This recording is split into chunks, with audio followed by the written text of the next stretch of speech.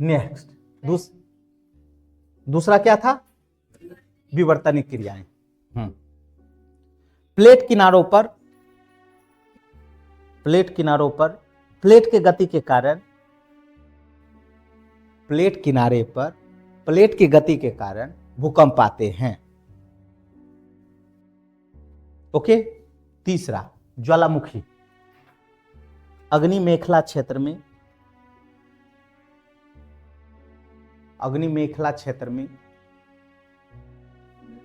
मेखला English में क्या बोले थे? फायर रिंग नहीं बोले थे कल? अग्नि मेखला क्षेत्र में भूकंप का आना ज्वालामुखी विस्फोट से होने वाले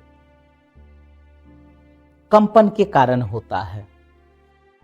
ओके, चलो नेक्स्ट भूस्खलन। भूस्खलन के कारण छोटे पैमाने पर पर्वत के घाटी क्षेत्र में भूकंप आते हैं। हो गया? तो 4 विधि से आपको क्या आ गया बाबू? भूकंप। अब माप कैसे करेंगे हम लोग? इसको कैसे मापेंगे हम लोग? भूकंप को कैसे मापते हैं? वो पैमाना हुआ है ना, इसको मापेंगे हम लोग सिस्मोग्राफ से।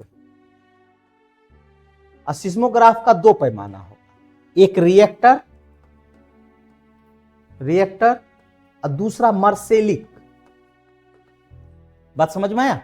भूकंप को हम लोग आंकेंगे सिस्मोग्राफ से। सिस्मोग्राफ में जब मापेंगे स्पेशल, तो या रिएक्टर पैमाना पे और मर्सेलिक पे बहुत अंतर है। ये 10 से ऊपर में जाते हैं तो मर्सेलिक, 10 से नीचे रहते हैं तो रिएक्टर। ऐसा नहीं हुआ है अभी तक, है ना? होगा तब भी ध्वंसात्मक वाला में। जी अभी आ रहे हैं बाप, क्लियर है ना? तो मर्सेलिक वाला गन्ना अभी तक मापन नहीं हुआ है, और भगवान न करे मर्सेलिक वाला हो। ठीक है जी। 9 में यहाँ भुज जो आया था 9.2 था, भुज गुजरात जी। 1934 में समस्तीपुर में आया था। ठीक है, वो तो समस्तीपुर ही पूरा तबाह हो गया था। 34 के दशक का बात है। बात समझ में ना? तो ग्रामीण एरिया तो सबसे ज्यादा समस्तीपुर ही है ना। ठीक है बाबू, 9 वाला ये हाल है। ठीक है ना? चल हाँ, अभी बताएंगे आप क्या। नहीं, वो उसका जो प्रश्न है ना, वो दूसरे तरफ मूव कर रहा है। अभी बताएंगे। अब केंद्र होता है, अकेंद्र होता है। जहां केंद्र वाला होगा ना, वहां हम बताएंगे, और जहां महसूस होगा, तो जहां केंद्र वाला होगा तो वहां ज्यादा होगा। तो अभी बता रहे हैं, वेट करो। ठीक है ना? नहीं सुनता होगा, आज सुनता होगा कि आज जो भूकंप आया इसका केंद्र बिंदु यहां था। ठीक है, नेपाल में। उसका महसूस तुम कहां किया? भागलपुर में। तब भागलपुर में उतना नहीं झटका महसूस होगा जहां उसका केंद्र बिंदु था। ठीक है, तो तबाही वहां ज्यादा करेगा।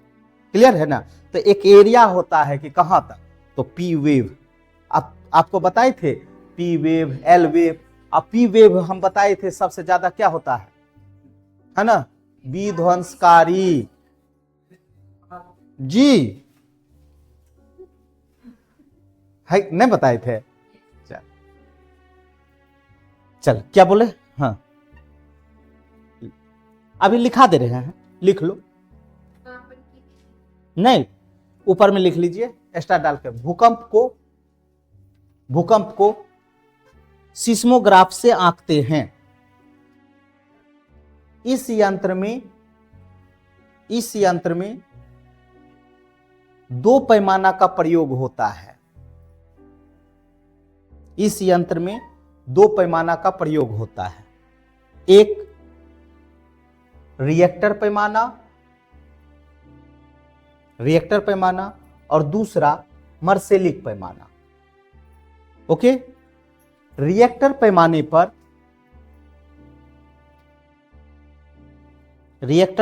पर अधिकतम तीव्रता 0 से 9 है, 0 से 9 है, जबकि मार्सेलिक पैमाने पर 11 तक तीव्रता होती है। ओके, प्रत्येक पैमाने पर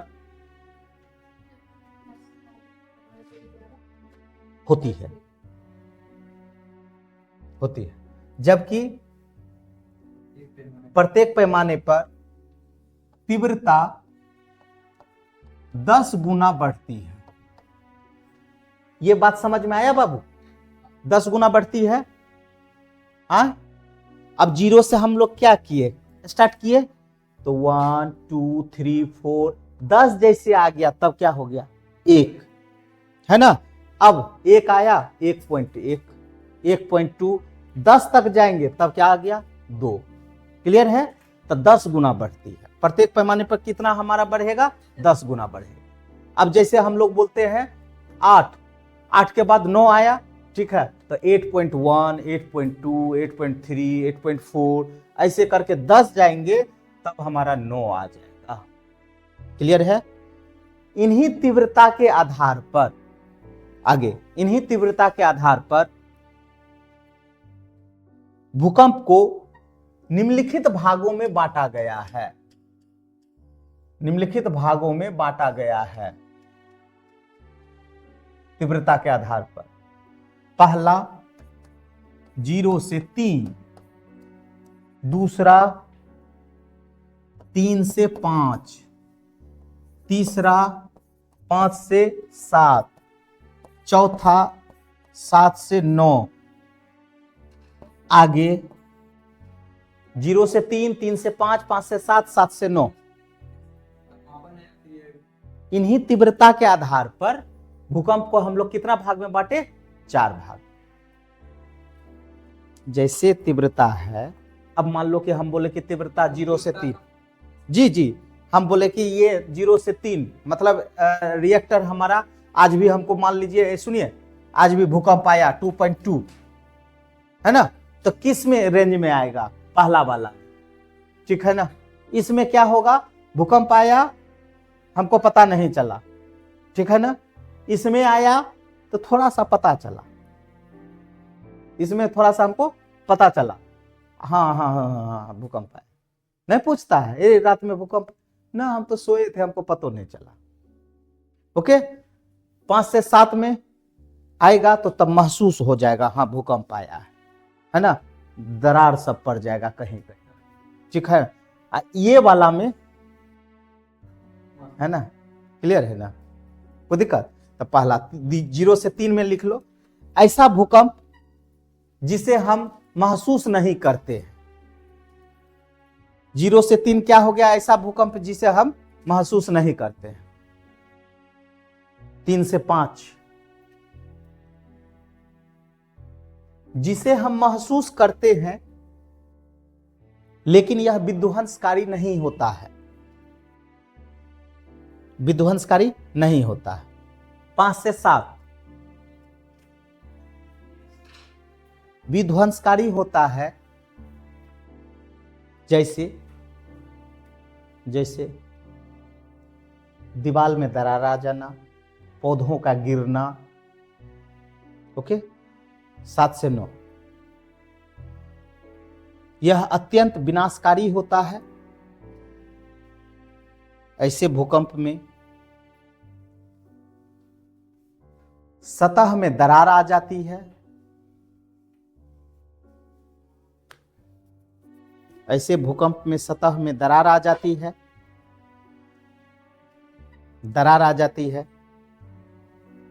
और भूमिगत जल